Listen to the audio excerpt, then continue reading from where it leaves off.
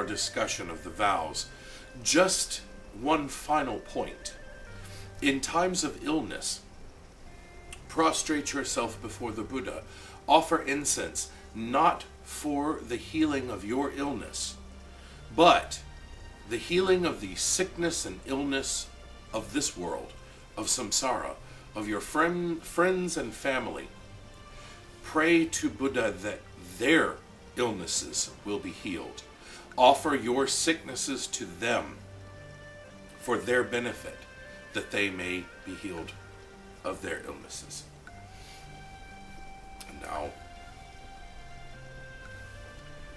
we enter once more into the beautiful words of Amitofo, the Da Amitoji, the Greater Sutra. Verse 31, Vow 31. O Bhagavat, if in that Buddha country of mine, after I have obtained enlightenment, there should not be showers of sweet jewel flowers, always pouring down, and if there should not be sweet-sounding music clouds always playing, then may I not obtain the highest perfect enlightenment. Again, the adornments of Amitofo's pure land far surpass any other Buddha land in the 10 directions. Music, clouds. Think of it in this life. You have your chanting box, so that you can always be mindful of the Buddha's name while you're doing dishes, your daily housework, driving to and from work. But imagine if these music clouds, if these chanting boxes were constantly going. So even learning at the feet of Amitabha Buddha, you still constantly hear his beautiful, glorious name. Sweet jewel flowers will constantly fall, because at the feet of a Tathagata,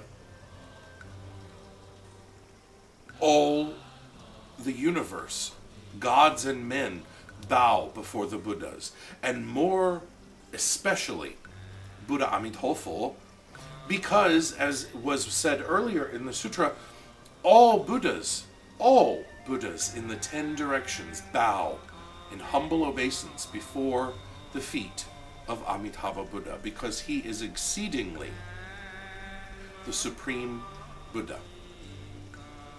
All Buddhas make vows, and all Buddhas are worthy of worship, but Amitofo alone made this Pure Land so exceedingly special and different from all of the other Buddha countries.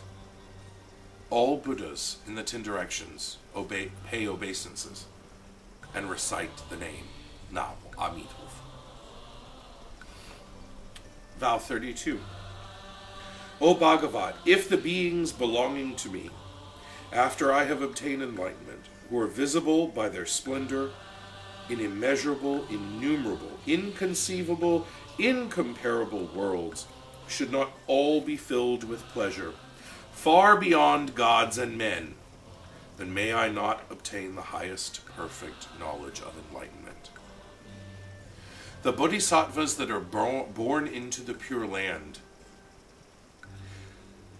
they have exceeding bliss, far beyond any heaven that any god or Buddha created, prior to or after.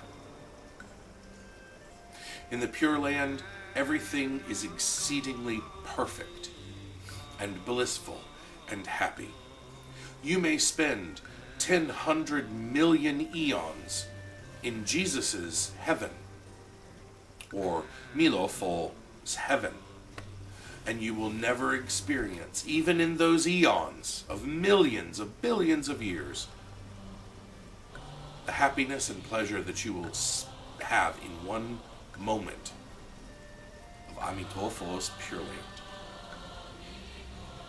Vow 33.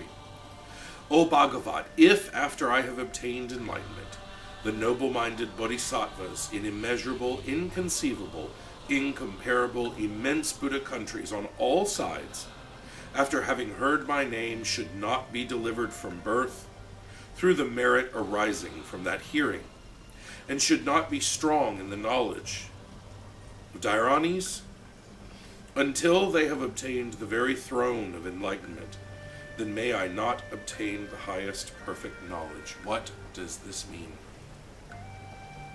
The Buddha says that in the innumerable, immeasurable, infinite Buddha countries on all sides, meaning in the 10 directions, once the name Amitofo is heard,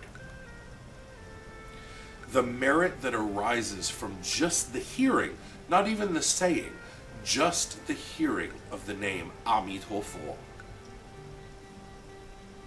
that from that point, all Dharani's mantras, at that point, what this vow is saying is that all mantras, Om Mani Padme Hum, Namo Guan Shi Yin Pusa, any of the mantras that are taught in the Mahayana and esoteric schools, every single one of them is inferior to Amitofo.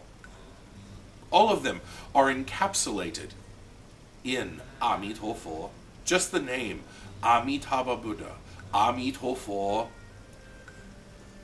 all of the Dharanis, all of them, all great superior mantras are minuscule compared to the name of Amitofo. And once you are born into the Pure Land, even the Buddhas, if you are born into any other Buddha's land, if you hear the name Amitofo, it surpasses the name of all other mantras. And through that hearing, you will attain the throne of Bodhi, the throne of enlightenment. You will become a Buddha yourself. So again, when I said with sickness or hostile family members, when you recite the Nianfo, dedicate those merits to them. Because just in even hearing the name Amitofo, it is the greatest mantra of all. Very powerful vow, and one that's not spoken of is vow 33. Vow 34. O Bhagavat, if after I have obtained enlightenment, women in immeasurable, innumerable, inconceivable, incomparable, immense Buddha countries on all sides, after having heard my name, should allow carelessness to arise, should not turn their thoughts towards enlightenment, should, when they are free from birth, not despise their female nature, and if they, being born again, should assume a second female nature, then may I not obtain the highest perfect knowledge. Some of our female disciples in the West especially may take offense to this vow, because it's basically saying that you will not be born a woman and you will not bear the burdens of being a woman. The Buddha in no way means this as an offense.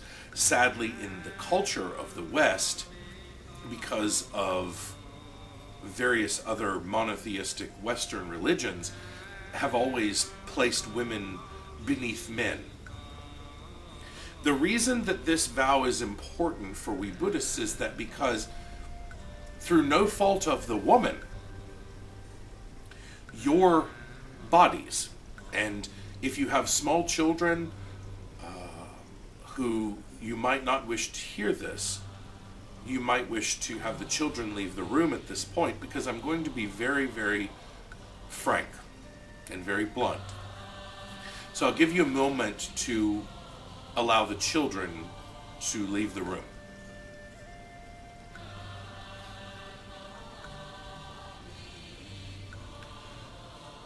Through no fault of a woman,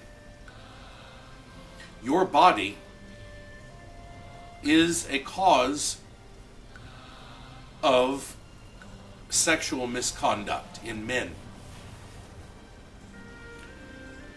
Again, I say it is through no fault of your own, because men are, when it comes to sexual misconduct, the breaking of that vow, men break the precept of sexual misconduct more often than women, because men suffer that karma more so typically than women. So, if you were born again in a woman form, you may, through no fault of your own, lead rise to lustful thoughts in men, which will then give over to sins of sexual misconduct. So this vow is stating that even though you may have that form that men find sexually appealing, in the Pure Land you won't have to deal with that. You can look at it as almost a androgynous bodhisattva. Indeed, Guanyin Pusa is sometimes seen as a female and sometimes seen as a male. Same thing with Di Chang Wang Pusa. So, again, through no fault of your own, your femininity, the things that make men lust after your body, are removed. And that's what this vow is basically saying, is that this carelessness that will arise is not on the point of you, my female friends and disciples. It is on the eyes of men, the eyes of ordinary men who look at your body with lust and then give over into sins and breaking of precepts of sexual misconduct. Vow 35. O Bhagavat, if, after I have obtained enlightenment, the bodhisattvas who are immeasurable, innumerable, inconceivable, incomparable, immense Buddha countries round about in the 10 directions, having heard my name, and having fallen down, shall worship me with prostrations and reverence, should not, when performing the duty of bodhisattvas, be honored by the world and by the gods, then may I not obtain the highest perfect knowledge. Something, my friends, especially in the West, that's hard to understand. My Eastern brothers and sisters and friends and Dharma masters easily grasped this concept. But in the West, the very concept that as a bodhisattva born into the Pure Land, that gods will bow and prostrate themselves before you, because you have bowed and prostrated yourself before Amitabha Buddha, is very hard to understand. And I will make it easy for you to understand, hopefully. And it's a simple, simple statement. The world-honored one, the Buddha himself, is called the teacher of gods and men. You, as a bodhisattva on the way to Buddhahood in the Pure Land, have already achieved a status beyond godhood, beyond the status of the devas, of the gods, the heavenly beings. You are superior to the heavenly beings, in that even the heavenly beings are caught up in the cycle of birth and death and have to deal with the cycle of birth and death. You, as a bodhisattva in the Pure Land, have none of that. And it is for that reason alone that gods and men will prostrate themselves before you as bodhisattvas. Such a beautiful, beautiful vow. Vow 36.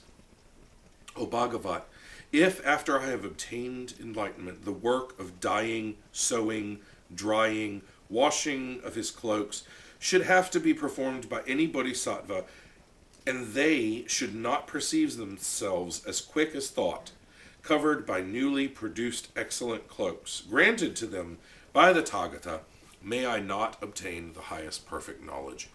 Simply put, this vow goes back to earlier vows where everything that a bodhisattva in the Pure Land needs or desires is provided instantaneous.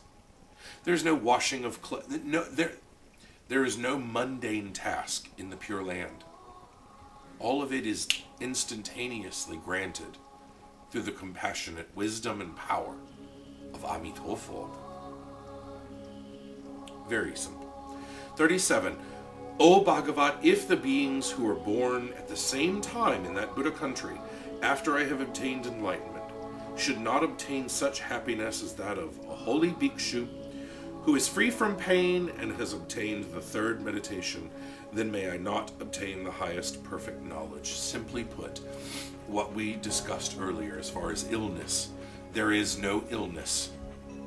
Hearkening back to an earlier vow, there is no illness in the Pure Land. There is no pain in the Pure Land. There is no suffering, there is no cause for suffering, and there is no effect of suffering in the Pure Land. In the Pure Land, you are in a supremely holy light body state. No harm in the 10 directions, no cause in the 10 directions shall make you suffer. Vow 38. O Bhagavat, if those bodhisattvas who are born in that Buddha country of mine, after I have obtained enlightenment, should not produce from different jewel trees such a mass of excellent ornaments in that Buddha country, as they should wish for, then may I not obtain the highest perfect knowledge. Again, reiterating, every good desire, every perfect desire, if it is not granted, then Amitabha would never have become the Buddha. And we're not talking about wants and desires of a physical body. We're talking the wants and desires of a bodhisattva. So if your vow, like Dijang Wang Pusa, to liberate all beings in every hell realm, this vow is telling you it will be so. Such power has Amitabha to be able to have made and fulfilled these vows. Vow 39. O Bhagavat, if the bodhisattvas who are born in other Buddha countries, when they have heard my name, after I have obtained enlightenment, should suffer any diminution in the strength of their senses, then may I not obtain the highest perfect knowledge. As we said earlier, bodhisattvas that are born into other Buddhas' lands, once they hear the name Amitabha in the 10 directions, they will become in the state of the rightly assured, the state of you and me and all who will be born into the Pure Land as bodhisattvas, and be granted all of the things that we have talked about in these Dharma talks on the vows. Even they, those that just hear the name. So can you imagine if the bodhisattvas in all of the Buddha countries, just from hearing the name Amitabha, have the power of the bodhisattvas that are born in the lotus flowers into the Pure Land? How much more power is hearing the name Amitabha in this life as a human being? And how much benefit can be had from just the hearing of the chanting of the name Amitabha in this life by your non-Buddhist family members and friends? Such power has Amitabha.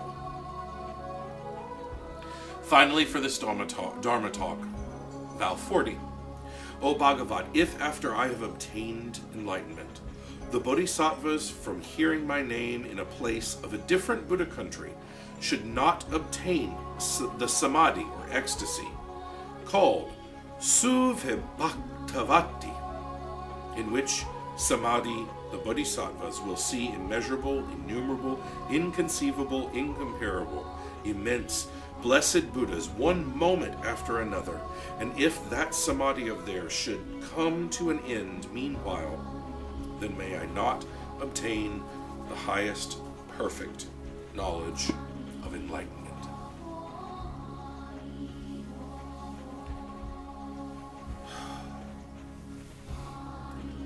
That vow, that vow is so powerful. Every one of these vows just builds and builds. But that vow alone reiterates the past 3 vows about bodhisattvas born in other Buddha countries. Just from the hearing of the name Amitofo. What I want you to take from this is the Buddha is speaking of bodhisattvas in all of the 10 directions in the universe, all Buddha countries. But bring this now to here.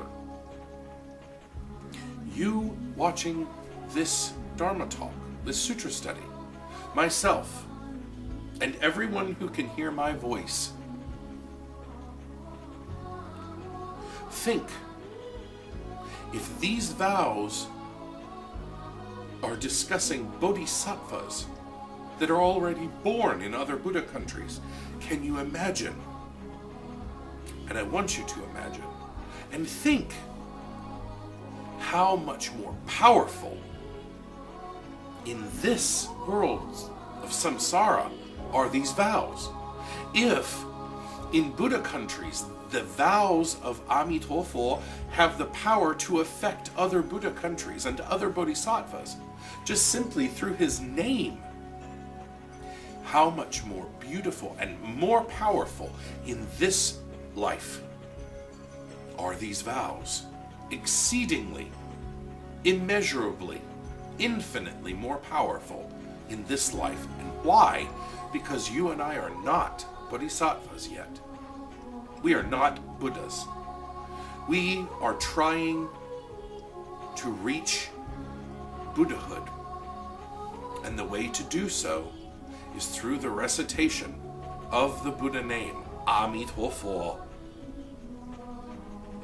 And when we are born in the golden jewel pond in lotus flowers as bodhisattvas, to be able to sit at the feet of Amitabha Buddha, Guanyin Pusa, Dashizhi Pusa, and the whole heavenly host of the Pure Land,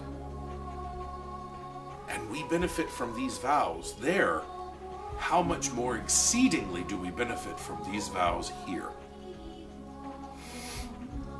So even though it's hard, my friends, think like a bodhisattva. If you are constantly ill, or if you are suffering the flu, a common cold, cancer, HIV, any horrible disease that may come to you, A, in the Pure Land there will be none of that, and B, more importantly, devote the time that you have left in this fleeting life to use your suffering for the salvation of others.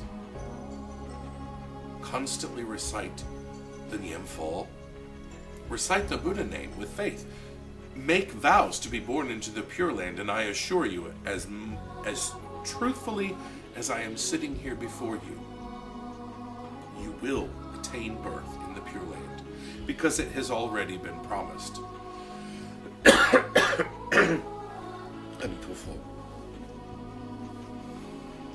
It has already been promised by Buddha Amitofo. Don't worry about your suffering. Take that suffering and put it to good use for the salvation of others. My friends, disciples, guests, and Dharma masters,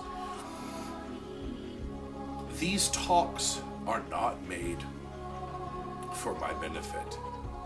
These talks are made for the benefit of all sentient beings in the 10 directions. All I wish to do in this life is to spread the Buddha's light and compassion to all, so that everyone may benefit from Amitofo's compassion and love. It's as simple as that. Until next time, when we move on further in the larger sutra, I wish the Buddha to bless you all. May you have a happy and blessed Lunar New Year. And in this future year, this coming year of the year of the monkey, let it be the year that we tame our monkey minds and set our sights even more unto the Pure Land and Buddha Amitabha. Amitofo.